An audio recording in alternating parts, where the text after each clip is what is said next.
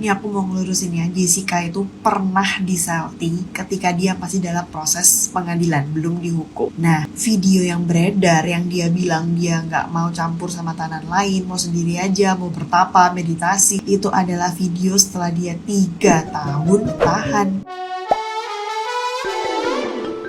Hola netizen yang terhormat, Ray Utami mengungkap sel tikus Jessica Wongso di penjara yang kebenarannya diakui oleh mantan Kasubdit Pamtadit Tahti Polda Metro Jaya, Kompol Benny Leobeti. Pensiunan polisi itu mengakui bahwa sel tikus memang benar adanya. Kata dia, tahanan yang menempati sel tikus bagi orang-orang yang ada penekanan khusus. Menurut pengakuan Benny yang selama menjabat 1 tahun sebagai Kasubdit Pamtadit Tahti Polda Metro Jaya, dia pernah bertemu dengan Jessica Wongso. Sepengetahuannya, Jessica Wongso langsung masuk ke sel tikus dan dijaga khusus oleh Polwan. Benny juga mengaku pernah mengobrol dengan Jessica dan diakuinya kondisi Jessica sehat saat itu. Selama di sel tikus, Benny tidak pernah melihat Jessica putus asa. Benny melihat keberadaan Jessica di sel tikus bukan berarti dia dikurung dan tidak bisa menghirup udara seperti tahanan lainnya. Netizen yang budiman yang menyaksikan tayangan YouTube Ray Band Entertainment dengan judul "Polisi ini ungkap sel tikus Jessica Wongso di penjara" langsung membanjiri kolom komentar. Banyak dari netizen yang terhormat menyinggung nama Deddy Corbuzier.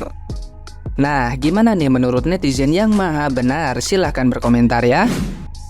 Aneh rasanya di saat orang sipil mampu mendapatkan berkas-berkas tersebut, karena setauku itu adalah bentuknya rahasia. Tidak sembarangan orang bisa memiliki berkas tersebut ya. Entah butuh izin khusus, intinya sesuatu yang rahasia itu tidak dimiliki oleh sembarang orang. Masa iya hanya karena sedang viral lalu diberikan izin khusus untuk sebagai counter dari para netizen yang sedang ramai? Kan agak lucu dan rancu rasanya. Tapi it's okay lah. Tapi kalau kalian bisa menilik lebih jauh, malah makin terbuka. Kenapa makin terbuka? Akhirnya counter to counter. Malah kalau ingin ketahuan titik temunya atau pengen titik temunya, sidang ulang deh. Walaupun itu rasanya tidak mungkin ya.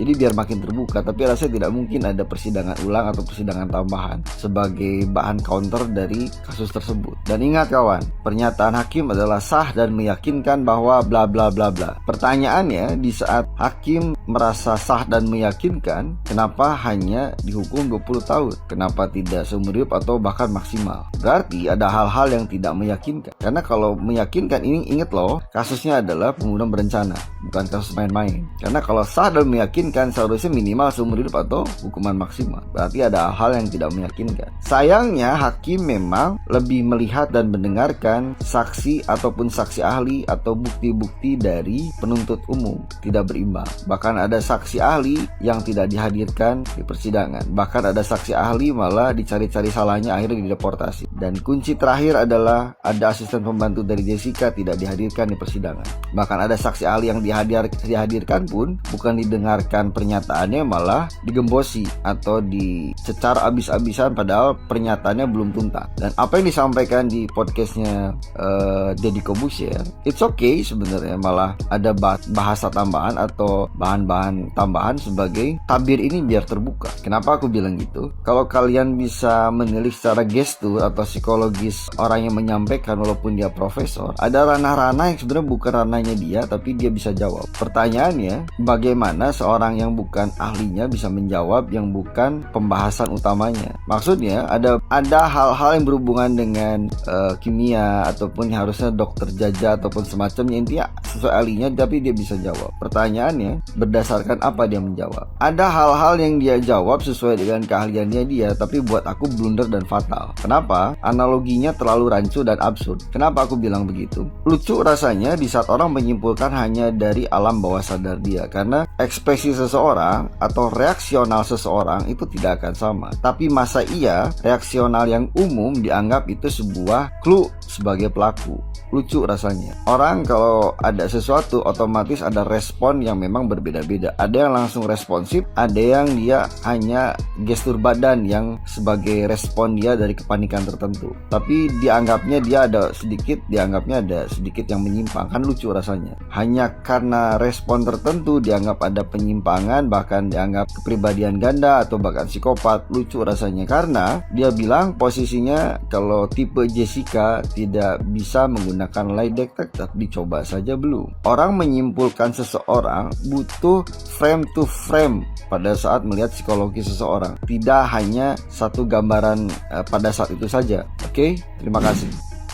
Hebat banget ya di Konoha, semua orang bisa mendapatkan informasi tentang siapapun, apapun, dimanapun sebagai warga sipil. Ini lucu banget gitu ya. Apalagi nih kasus ini kan dikatakan sudah case closed, sudah masuk ke pengadilan tertinggi, tidak bisa dibanding lagi misalnya. Itu kan semua alat bukti, mau dari video, percakapan, itu kan sudah disita oleh negara, oleh pengadilan. Tapi orang lain bisa mendapatkan informasi. Andai kata saya atau kamu bisa mendapatkan informasi, kita ke KP Oliver misalnya itu, ke kafe itu, ya kita juga harus punya surat izin. Kita dari lembaga mana? Kalau kita membongkar kembali itu CCTV yang ada masternya atau tidak ada masternya. Begitu juga semua informasi lain yang berkaitan ini dengan Eskopior ini. Kok bisa seorang podcaster memiliki alat bukti? Ini cuman gertak, ngeprank atau gimana? Justru dengan mengatakan hal seperti ini, ya harus bertanggung jawab. Instansi bisa merupakan Polpol atau Jalan Jaksa di Sabang atau pengadilan. Ya justru ini adalah suatu blunder. Loh, kamu punya alat bukti apa? Ini kan kasus sudah dipegang kami negara. Kok bisa kamu punya alat bukti tambahan? Dan meskipun sudah punya alat bukti tambahan setelah 7 tahun, ada jalurnya yang harus diserahkan kembali ya melalui pengacara. Harusnya di sini, di podcast ini ada seorang pengacara yang mewakili. Benar ya, saya sebagai podcaster telah mendapatkan informasi tambahan dan ini pengacara saya yang mewakili saya. Dia memiliki SK ya, surat tugas dari negara bahwa apapun yang dia pegang itu informasi ini merupakan informasi legal yang bisa diutarakan, dijelaskan, bukan sendiri. Saya juga bisa dong gue kesana kemari cari informasi yang hoax, yang fiktif tentang perkara apapun. Kalau semua orang kita bisa melakukan ini di Konoha, ya huru hara negara ini. Andai kata saya mendapat informasi tentang kasus tertentu, saya harus tetap gandeng pengacara dan ditampilkan. Saya ini Om Bule dapat informasi tentang kasus ini dan saya melalui pengacara saya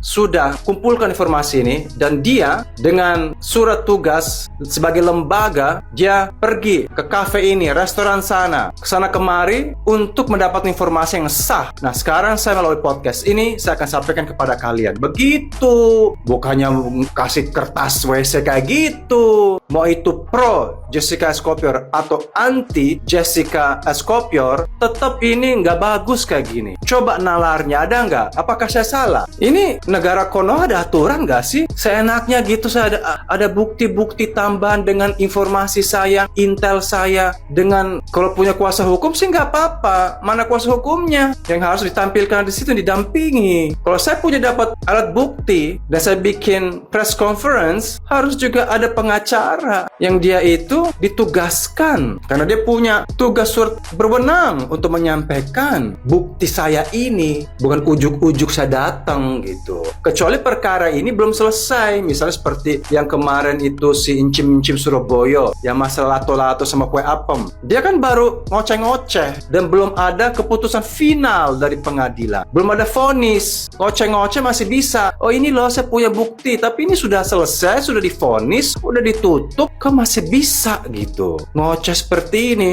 Apakah saya salah? Ih serem banget Konoha ternyata ya, ngalur ngidul.